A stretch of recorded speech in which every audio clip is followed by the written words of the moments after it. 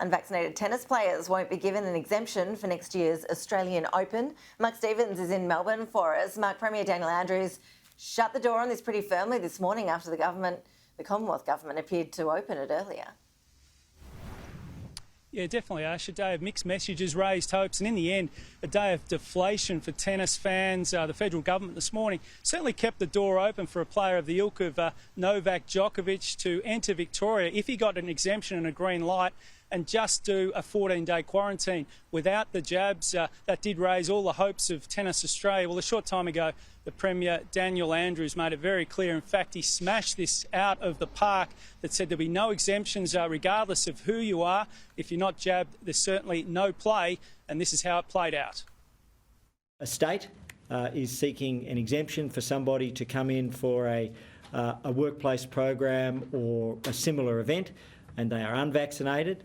They can come in if that state seeks it, and they are subject, however, to the 2 weeks quarantine. And what I want to make very clear is that the state of Victoria will not be applying for any exemptions for unvaccinated players.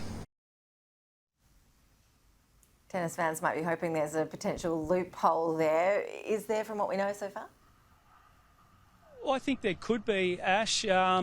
Look, potentially a player like Novak Djokovic could get an exemption to quarantine in New South Wales unvaccinated. So go into Sydney if you like and then bunny hop into the Australian Open in January. And I put this to the Premier a short time ago.